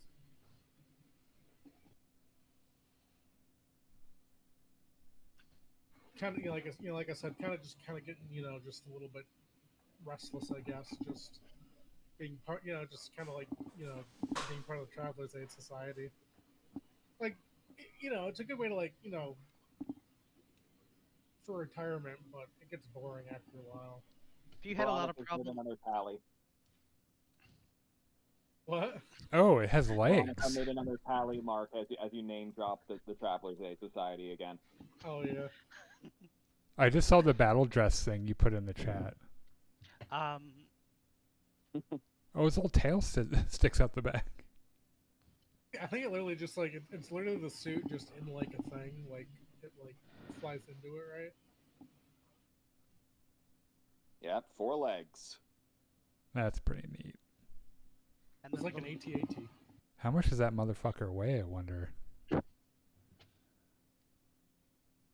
Little walking tank it is. Well, because he's got all that water in there, too, so it would be really heavy. They just kind of get misted while they're in those suits. Oh, so that Keeps tank them isn't warm. like full of water, like around his head? No. Oh. Huh. Because he's not a fish. He still breathes oxygen. I mean, fish breathe oxygen, too. Yes, but he doesn't have gills. he's a mammal. He comes up for air. When he's Is, in the water, he comes up for air. He's a mammal. He floats around in a fucking suit. Also, because my character has a blowhole, I have a question. Oh, Jesus Christ. Oh, Who's sitting boy. behind me? Well, one, you're currently wearing the suit, so you're kind of hooked up to breathing through that. Oh, okay. I can't just blow water out the back of it. You would have to kind of you'd have to kind of be a jerk and kind of open up your suit to blow like moisture and spit and phlegm at somebody else. Well, I Then- wasn't sure if it was like a thing that like just happened automatically or like what you said. So if it's like a jerk thing, I'm not going to do it. Yes, If it like, would be very inconsiderate. You would know your character is socially savvy enough and has been around like humans and other aliens long enough that you know that would be a social faux pas. Even though amongst dolphin society, that shit is hilarious. So I'm not sure if any of you know this, but trombone players will regularly empty their spit valves during rehearsals or concerts on the floor in front of them, and it is the grossest fucking thing in the world. And that is exactly what you just said reminded me of. has anyone ever slipped on it before? Well, most people know to just avoid that area because it's disgusting, and I don't know why they do it. Because they can. Yeah, fucking trombone players. Do you just instantly fail any trombone player you see? I try to keep my distance. So, Leonard pipes up at this point and says, "So, Mr. Former Admiral, Skip Flipperson, yes. what world do you hail from?" Oh, I am from the world. Where is it? do dolphins have a homeworld? Earth, right? Yeah, Earth. Yeah, Earth. Never mind. Yeah, I hail from Earth. So sorry to say, but aren't you pretty far from home now? Why stick around in the Trojan Reach? Well, exploring, I guess. Like I don't really get to make the terms with the Travelers Aid Society. 4. Kind of go where they go. I think that's 6 actually. Yeah. He said, "All right, but you say you're still doing lots of talks and stuff about your time with the Imperium and whatnot. So you still freelancing with them?" Not freelancing, just like I mean, you know how it is, right? Like like you go to an old folks' home, you kind of regale them with like war stories and stuff like that, like the good old days, stuff like that. Get like a Uh, cooked meal. Go, go Leonard to Leonard will kind of blink at you. It's like, no, I don't know how it is. I've never done that in my life. Oh, well, it's very boring. Like literally, I just use it to get free meals and whatnot. I mean, don't get me wrong. Like meeting these people, like it's fun. Like meeting new people is always fun. But I mean, like it just kind of gets boring after a while, and it makes me miss my life in the military.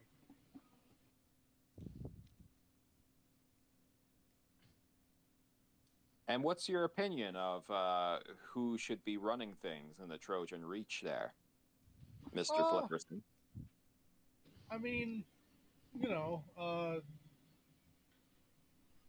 I don't really necessarily agree with how things are going there, especially the rampant capitalism that's going on there. I kind of think things need to change.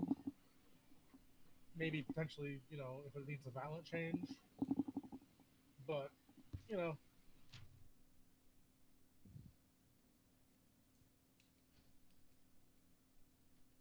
I All guess right. I guess if do you have more of I mean not to accuse you of anything, but it sounds kind of like you have more of a direct question there.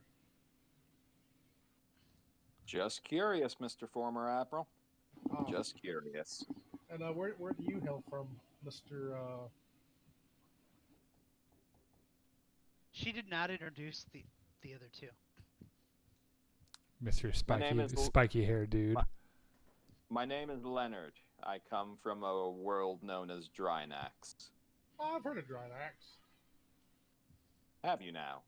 Yeah, haven't been there, but I've heard of it. Is it nice? And what have you heard about? It's nice. You mean my homeworld, which was glassed by the Aslan, and my people have been restricted to a single floating city overlooking the destruction that was visited upon my world 100 years ago. What is nice about that to you? Oh no, I sorry, I asked. Is it nice? Ah, it is what it is, Uh, Mr. Flipperson. well, I'm So, sorry that happened to you and your people.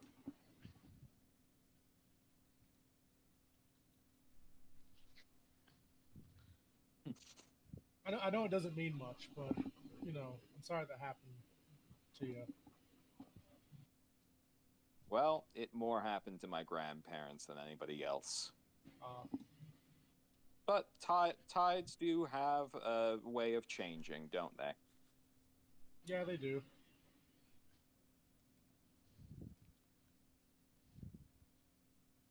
I think I smell a food carriage up ahead.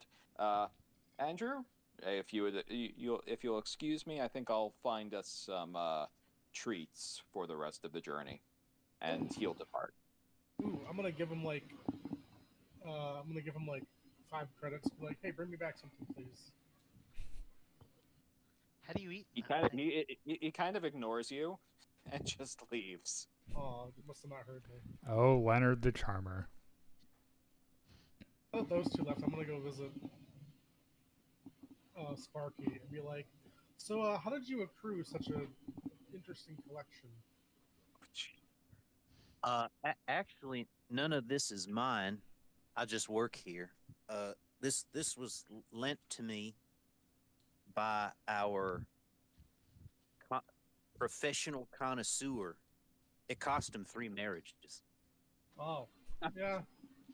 I guess that tracks. How so?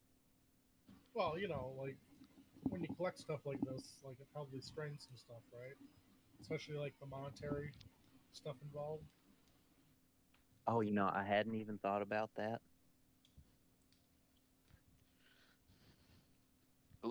At this point, Veronica leans into you, and she has a bit of a gleam in her eye, and she says, "Wait a second. You're a dolphin, right? Yes.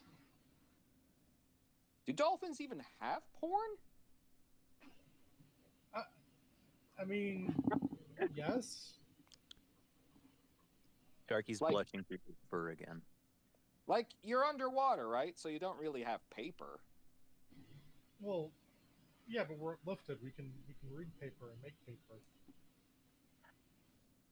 You got a lot of paper making dolphins where you come from? I mean, some. I'd like to think that after he says some, he just kind of mutters under his breath, I assume. Does Because you Veronica see- think that all porn is on paper? Veronica's an it- old soul.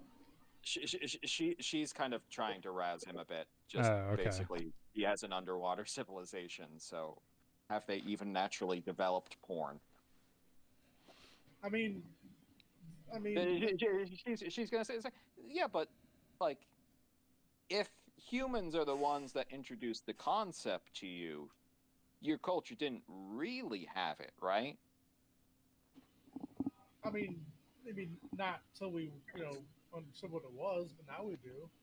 Not that I've partaken it. I'm not really a big fan. Don't of dolphins pass around pufferfish and get high? So that. Yes, they have vices. they're also one of the only species that can actually do it for fun. Yes. Yeah, And- Skip Flipperson's like, well, no, I guess we don't really have porn. We're too busy with our drugs. I'm gonna look at Victoria and be like, I mean, if you want, I could give you some knowledge. I could impart some knowledge on dolphin culture. Victoria? Veronica, sorry. Actually, it's Vanessa. All right, so at this point, the train's been going for a while. You kind of hit your mark for Ukluna to kind of get started. If you're going to meet them at the train yard as they arrive. I'm sorry. Can you repeat that? So for you leaving in the air raft, if you're going to make it by the time that they get to Vallington, you would have to leave. Okay. Sven. Sven, do you have your vac suit that you want? I would hope that we tucked it away inside one of the crates. I don't Wh- think we mentioned it. What do time. you need a vac suit for? It's got that stealth capability. Oh. Can't you just wear it? Yeah, I mean, Yeah, there's nothing Yeah. bad. It's Like, there's nothing bad is it about it. verboten to wear it? What you have the armored one, right? Yeah. Yeah, generally for a higher law level, walking around in armor is generally seen as a no-no. The only reason why, Skip Flipperson might have gotten a pass is because literally it seems like it's also life support for him. Right. Can we just have it a part of the air raft? But that's packed up in the air raft. Yeah. Yeah, I mean it could be packed up in the air raft just like the battle dresses. Okay. Cool. And sufficiently covered by porn. Yeah, I would have my shield. I would probably just have clothing, and then I would have my shield under my jacket. Okay, And that's a bit more easily concealable. they won't even see my subdermal armor or my. Well, I mean, if they're seeing your subdermal armor, something has gone terribly Yeah. wrong. All right. So we have to leave, is what you're saying. Yes. All right. Well. Otherwise, they'll arrive first in their steam train, All right. Well, which, yeah. which I think would be embarrassing. I would hate for the conductor to feel a little too arrogant about the capabilities of his steam train. Okay. Well. I will hand command of the ship over to Vim, and tell him to do a good job and make me proud and take care of the crew. Sir, I will do you proud. At this point, I assume we've already briefed Krish on what we're doing. Okay. You said we did. Yeah. And then I will make sure to have a message sent to him that if we call a panic for reinforcements, land the Misery's company in the middle of the town if he has to. All right. He'll reply, it wouldn't be the first time. All right. Well, let's go then, I guess. Okay. Well, you already have the maps, so that should make this easier. So, first, one of you will need to make the one who's not, I guess, piloting will make a navigation roll. Basically, they're the map reader, so that's going to be Sven. So for Sven, that's untrained. Yep. So that's going to be 2d6 minus 3, but it's an easy roll.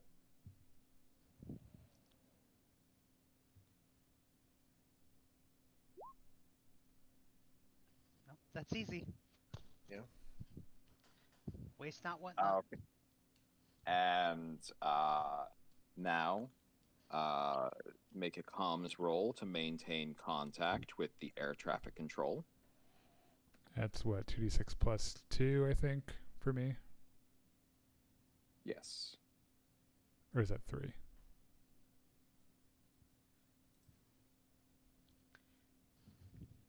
I have comms 1. I guess we'll use your education. These are primitive people. You're going back to your university days of how they used to contact with these sort of frequencies and these bands. So yeah, 2d6 plus 3.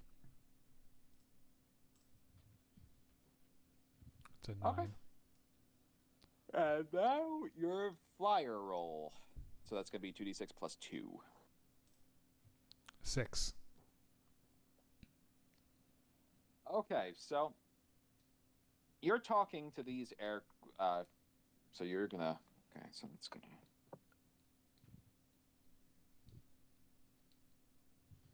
okay.